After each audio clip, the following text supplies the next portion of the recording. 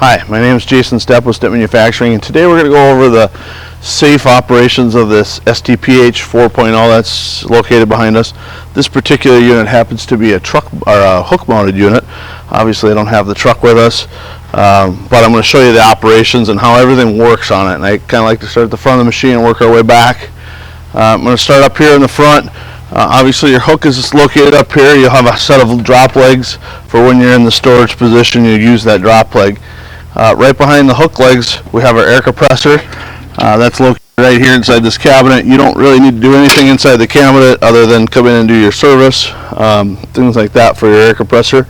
It's a 25 CFM reciprocating style compressor. Pretty self-explanatory, pretty easy. There's a blowout wand in the back of the machine that operates, the air compressor operates. Right above that, we've got our hydraulic valve located. Our hydraulic valve up here is a force attlefold valve. You'll see in the inside cover we have a print that shows that valve and what each function does. Each one of the dinders will also be labeled with what that does also, so if you ever have to do any service, you know which valve you're working on. Super reliable valves. We've had really good luck with them. We've used them for many years. This valve incorporates our pressure relief for the system. It also, obviously, each section, as you can see, there's sections. That's why they call it an attlefold style valve. Each one of those sections operates a different hydraulic function on the unit. You'll notice that there's manual levers in here. All of the valves are operated from the control box, but there's manual operators in the case that for some reason that electrical side of the system fails. You still can open the doors, run the augers, whatever you need to do by operating the manual lever, excuse me. Pretty self-explanatory. If for some reason the first time you fill it up, you go to start the auger and it doesn't run, don't panic. It's just probably a minor hydraulic adjustment. To adjust the valve sections, you'll need a wrench and a set of Allen wrenches. You crack the jam nut loose and you just turn that pressure up a little bit. Takes about 2,700 psi. I think the relief is set at 28, but it takes about 2,700 to start that auger, especially the first thing in the morning. Once it's turning, it takes very little pressure to operate, but it takes a lot of torque to get it to start. So if for some reason it doesn't start, you just need to up that relief pressure. There's two pressure reliefs on the system, one on your pump that's on the truck side of it, and one that's on the valve side of it. Again, this is something that you probably won't ever have to deal with. But I always do explain it during the training just in case you do. So again, that hydraulic system's been widely used in the snow and ice industry. We've used it for almost 30 years. It's just a really good, well-built hydraulic system. From there, I'm going to move back a little bit. It's a little bit hard. You probably can't see this on the camera, but in between the cabinet, or the front of the hopper and the cabinets here, you'll see a blue and gray operator.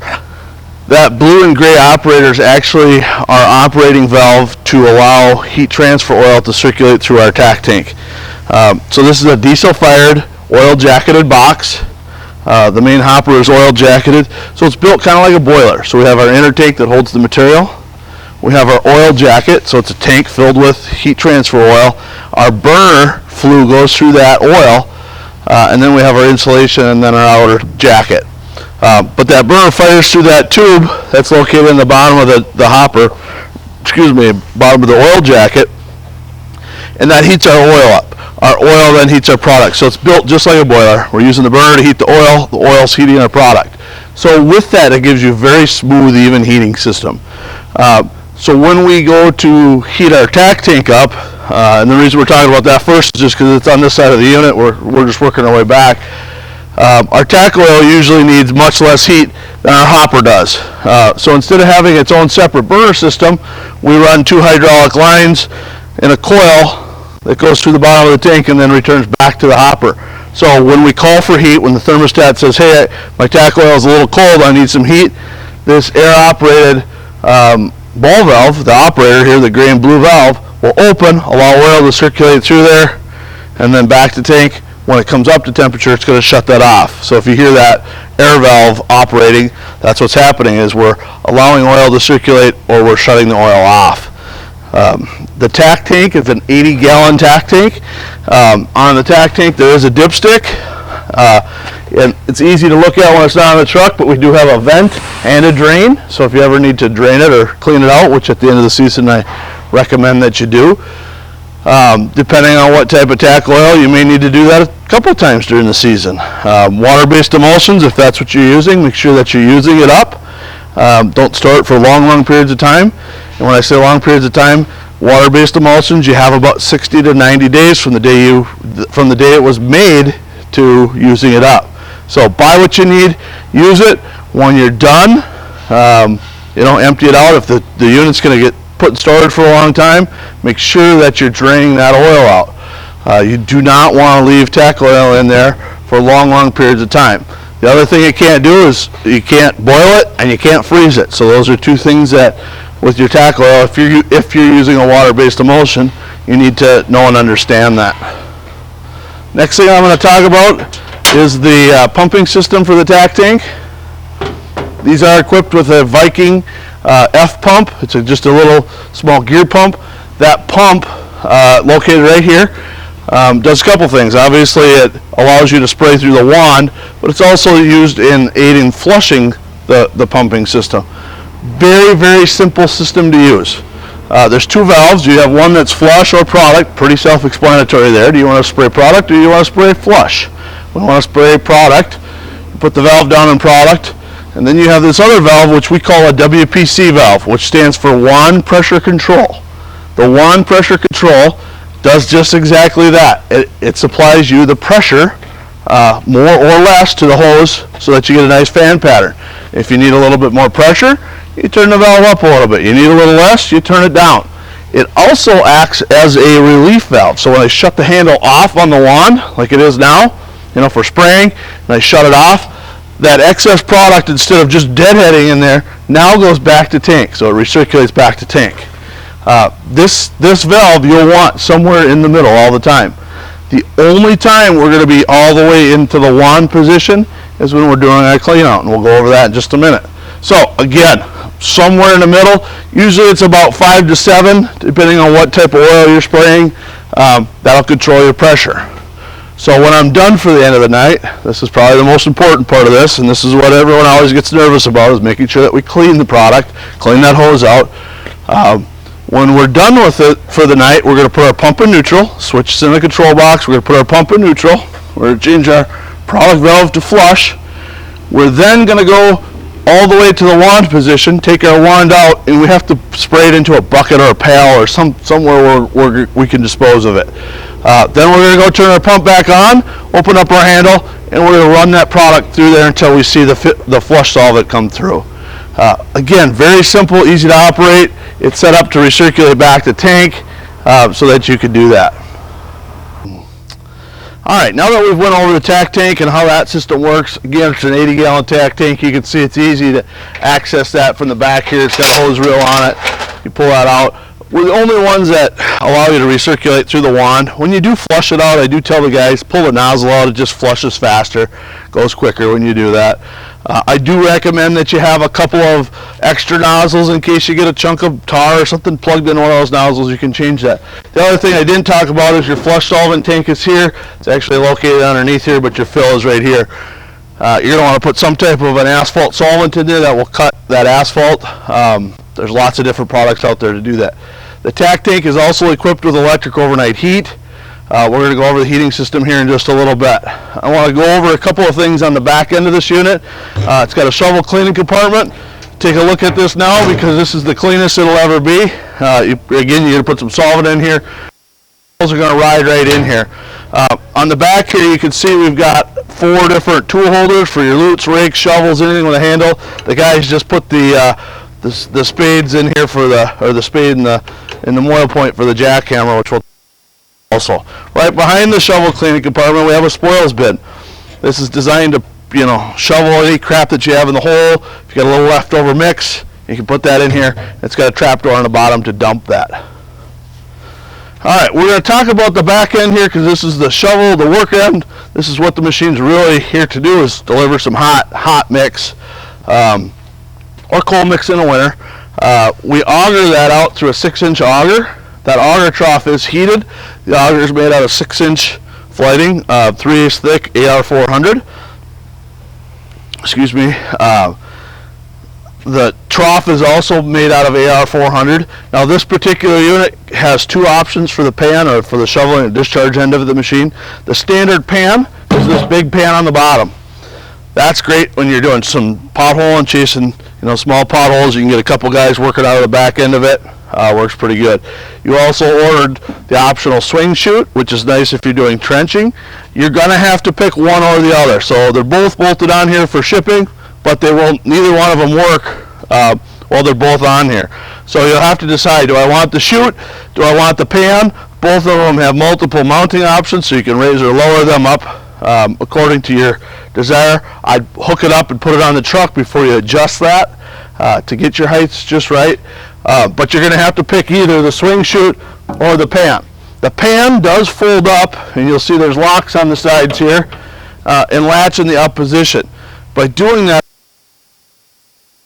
to the ground without shoveling on the pan. So if you have a large cutout, you fold that pan up, lock it up, and that mix is going to drop through the back end, which is open, and dump that material right directly onto the ground. The other thing we're going to go over right now, on the back here you've got a dual hydraulic hose reel. That's for your hydraulic jackhammer. In front of that we have our compactor plate carrier.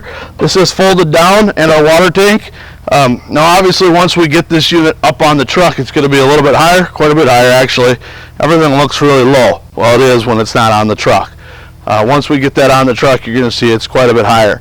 So this has got a hydraulic lift in it that folds down. There's a pin lock on the side, so when you lift it up, I suggest you use the pin lock. Then it's secured. It's got places to strap or chain your plate tamper down. You've got a water tank, so you can fill your tamper right there. So there's some nice options there for you guys. I'm going to zoom in on the control box here, because we're going to go over that next, guys. Actually, before we do that, couple of things. You've got your air blowout wand, which still had some air left in it.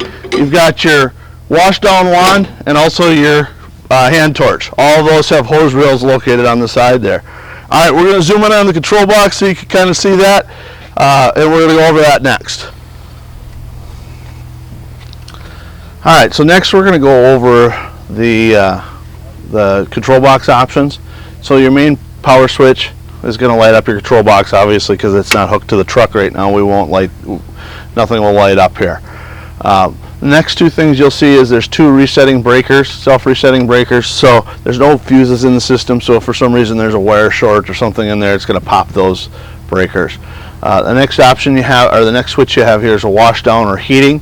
When you turn on the wash down, that's going to fire up that wand, or that fuel pump for that wand. When you do that, it's going to shut all of your burner functions off, so it won't allow your burner to fire while the wash down is on. So as soon as you're done using it, make sure you flip it back on. That'll kick the burner on. As soon as you turn the power switch on too, you'll also hear the circulating pump turn on. There's a circulating pump that circulates the oil throughout the hopper and through the two middle baffles that are filled with oil. So that's going to circulate that for you. Other switches in here, your hydraulic controls. You can see it's pretty self-explanatory. You got hydraulic top doors, open and close. You will hear an alarm come on when you do run that. It's a momentary switch, so do make sure that you check each side before you open and close the doors. The doors are not fast, and there is a hydraulic alarm, so that if you are running that, there is a potential entrapment hazard. Once we get this unit up on a hook truck, it's going to be a much harder thing to do, but you're going to see those doors open, all the way open, and lay alongside the side of the hoppers. Next option is your compactor plate carrier up and down. So again, pretty self-explanatory. That's down here. Your tool circuit. Your tool circuit's going to be your hydraulic jackhammer. So that's going to turn that on. So that's just on and off. I will tell you, the hydraulic tool circuit does build some heat. So use it when you need it. Use it when you're not using it. Make sure you turn it off. Make sure that your hydraulic system on your truck does have an oil cooler. Most systems do. Very few hydraulic systems don't have a hydraulic cooler on them, but use the jackhammer. When you're done, shut it off. Air compressor, you're going to turn that on. That's going to run and cycle and shut off once it's full. Your auger in and out, pretty self-explanatory there. You've got in would be, and it's a momentary on in, and on for out. The only time you'd ever run it in is if for some reason the auger is jammed, which we don't see that very often, but if you have a large rock or something that would get wedged in there, you have the ability to suck it in. If you're using this in super cold weather, some guys will turn it in for just a few seconds to pull that little bit of material out of the outside, especially if we're going across town. You can pull that material back into the hot hopper. The next switch you'll see, it's auger high or hot pump. So this is a 2-speed auger, so the normal, when you're in auger out, it's just going to be in the slow speed, which is about enough for one guy to keep up shoveling. When we go to auger high, it's going to double the speed of the pump, or double the speed of the auger, excuse me, by stealing the flow away from the hot pump.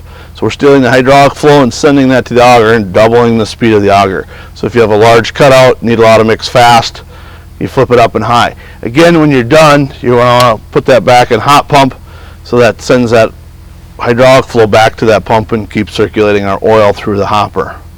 Our tack pump, forward and reverse, pretty self-explanatory there. The only time you really need reverse is if you have a plugged up tip. You can suck the pressure off the hose, and then your strobe lights on and off. You've got your LED traffic advisor down here, your on off, your right, left, center, and then fast and slow. Pretty self-explanatory on the arrow strip. The last thing is your hopper cleaner. So you're going to push that in for a time spray. So this unit's equipped with sprayers inside the hopper. So if you push that, it's going to give you, I believe it's a 15 or 20 second blast of solvent to spray the whole inside of the hopper. When you do have the doors open, make sure that those nozzles are clean and not built up with tar. But that's a nice option. Make sure that the hopper's empty when you do that, because if you hit that hopper spray, it'll spray solvent on top of your mix. The other thing we're going to talk about is the 3 different thermostats. I'm going to talk about the bottom one first because it's the most simple. It's the tack temp. Top temperature is what we're actually reading. Bottom temperature is what our desired temperature is. And you're going to change that desired temperature by going up and down. Again, because the box isn't powered up because it's not on the truck, it won't show you that. But there are 2. Top temperature is what we're reading. Bottom temperature is what we're set. You're going to change your set point by going up with the up and down arrow. The other 3 buttons in the thermostat don't do anything. It's actually for the programming of the thermostat, so they're locked out. But when I have my temperature set, say we set our tack oil at 150 and it's reading 130, so when I hit that, my call for heat light's going to come on. So that means that the thermostat's telling that valve that we talked about, that gray and blue valve up front, to open up and allow oil to circulate through the bottom of the tack tank to heat up. Same thing on our mix temp. We have a transfer oil temp and a mix temp. You're going to set your mix temp on hot mix, usually 300 to 350. Cold mix, depending on what type of cold mix. Like if it's a high performance cold patch, usually 100 to 120 degrees on your set point. Your transfer oil needs to be 25 to 50 degrees hotter, or even up to 100 degrees hotter, depending on how cold it is outside, than your mix temp. So say we're running hot mix, we want it at 300 degrees. We want to run our oil at 350. You could even run up to 400 on that. Max 475 on the oil. Both of those are wired in series to operate the diesel burner. So you can't overheat your mix, but you also can't overheat your oil. So 475 max, you should never have to be that high. Most of the time you're going to be in that 350 to 400 degrees on your oil, 3 to 350 on your mix temp. If we're using a high performance cold mix like a QPR or UPM, 120 degrees on your mix temp, 175 on your oil temp, maybe 200 if it's real cold and windy outside. But you got to have a heat differential, because we're using, again, if you remember, we're using the oil to heat our product, not necessarily the burner. So that's the control box in a nutshell. It's pretty simple, pretty easy to operate. Alright, so now we're over here on the driver's side. I'm going to show you the cabinets here first. You've got your hose reels for your wash down, and your hand torch are located here. Nothing too special back there. Your front one's got a little bit more going on. It's got your solvent. Wash down solvent tank is located here. You've got your 2 pumps, one for your big pump that goes up to your hopper cleaning. The other one is for your hand wand. You'll also see the big heavy cord. This is for the electric overnight heat. The 2 overnight heaters are actually located in the back. I'm going to talk about that a little bit. Kind of a unique system. We use the same thermostats to run the electric heat as we do the diesel burner. So when we plug this in, there's a switching relay in here that automatically takes over. And you'll also notice there's a small battery charger that's going to maintain your battery because it's a 12-volt burner and control system on here. We purposely send this cord with no plug on it because every shop's got a little different plug and a little different wiring. In the manual, there is a wiring schematic for that. So when you go to use your overnight heat, you're going to plug it in. You'll have to turn the power switch on in the control box. It'll power that up, and then you set your thermostats according to what you need for overnight. Lots of questions about the overnight heating that I've gotten over the years. Guys ask me, how long can you leave it in there? I usually tell customers that you got about 24 hours. So if we're out patching and this hopper holds 4 cubic yards, about 5.5 tons, say we have 2 ton left, bring it back to the shop, you could plug it in. It'll keep it warm till tomorrow morning. I wouldn't suggest leaving it in there for more than 24 hours because the mix starts to get stiff. It gets hard to work, hard to shovel. It doesn't compact as well. Just because you've kept it at an elevated temperature for so long, you're starting to burn some of the light oil out of it. So you got about 24 hours. We have some customers that will go in the afternoon, fill it up, plug it in so that the night shift, when they get there, because the plants are closed at night, it'll keep it hot without having the diesel burner running. Basically, if the diesel burner is running, the truck needs to be running to maintain that battery. So this is a way you can plug this thing in and keep it warm without having that truck run.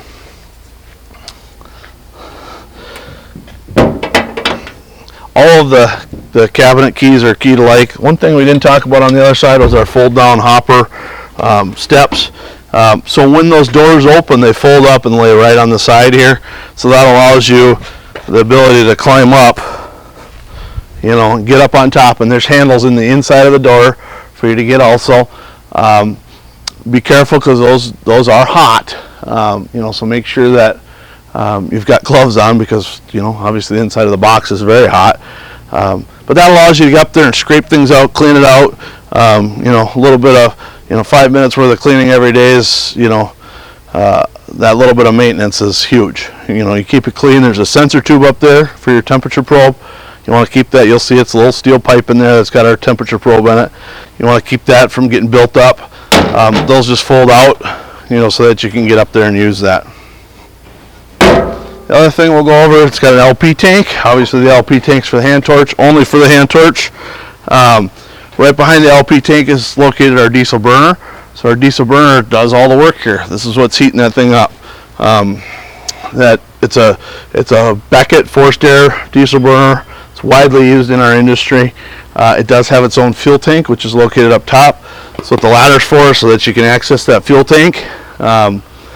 Make sure you fill it up every day because if you run it out, it's just like any other diesel engine or diesel burner. You got to bleed it. You got to get that air out of the line. It is mounted above the burner, so bleeding it's pretty easy. There's a pit cock on the bottom of the burner to bleed that. And we have a very, very good burner maintenance manual that's in your manual. I'll go with your manual. So if you have any maintenance questions or want to know how to bleed it, any of that stuff, it's all in that burner maintenance manual. But that diesel burner fires into that flue. Our exhaust gases then ramp up, go up into the hopper, into the top of the hopper, and actually exit through the top cover. So we're dumping that exhaust heat on top of the mix, so we're preventing that from bridging. I want to talk briefly about what we've got going on here, and these are kind of zip tied in here. They're about to be this one's about to be shipped, but we've got a couple of things. You've got your 9-pin electrical connector. This is for 7 of those wires are for your rear end lights, and then there's 2 for a ground and a power wire to power the burner and the control box. Then you've got your 3 hydraulic lines, the small ones, your load sense, and then you've got a return and a return line and a pressure line. You'll also have an air line that'll plug in. So the air is for that air-operated ball valve that operates the circulating system in the pump. Fire extinguisher, pretty self-explanatory. You've got strobe lights on the top and also on the back. It's a nice Whalen system on there. Great light system. very bright, very durable. We use a lot of the Whelen products, been happy with it. On top here you'll see this big round tank that's actually an expansion tank, and on the other side there is a dipstick up there to check your heat transfer oil. We do recommend that you check it, you should check it weekly, if not weekly, bi-weekly for sure. It's not like motor oil where we're lubricating parts, we're just transferring heat. So if it's a little low, it's not a big deal. If it gets to be really low, what happens is the oil won't expand up and you won't get as much heat transfer into your material. It'll just take longer to heat. You do have quite a bit of oil in here. I think there's about 240 gallons, if I remember right off the top of my head, of oil that we're heating up, so it does take a little bit to get it hot. Once it's hot, it stays hot. You'll see, if we were running hot mix yesterday, you come in, even if you don't plug it in, it'll still probably be 150 degrees in the morning because they're well insulated, and we got a lot of oil that we're transferring those BTUs to. We do recommend that you change the oil biannually or every 1,000 hours on the unit, just to keep that oil fresh and doing what it's supposed to do. There's a drain in the back to do that. There's stuff in the manual that shows you how to service that. The heat transfer oil is nothing overly special. It's just an ISO grade 68 oil or 100 oil. The oil that we use is an AMSOIL product. We've had very good luck with it. It transfers heat well, and actually can go up to 600 degrees on flash points, where in this body we don't really need to, but in some of our other equipment we do. Pretty nice little package that you got here. So again, it's a 4.0. It'll hold 5.5 tons. That's level to the top. After that, if you have any questions, please feel free to give us a call. Our telephone number is right here on the side of the unit. Our website's there. Call your local dealer. He can help you out with any questions that you might have. And we do appreciate your business and thank you for your purchase. And we'll see you soon.